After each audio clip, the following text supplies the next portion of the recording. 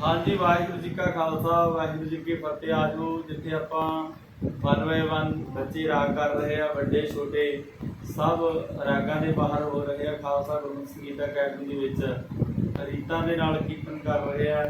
अज राग दे नाल जिहड़े नवे बच्चे तबला प्ले करदे हैं, उन्हां नूं राग दे नाल किद्दां वजाउणा उन्हां नूं भी सिखाइए। आओ बच्चों की प्रैक्टिस कराइए ते राग सरवण करिए। हाँ जी।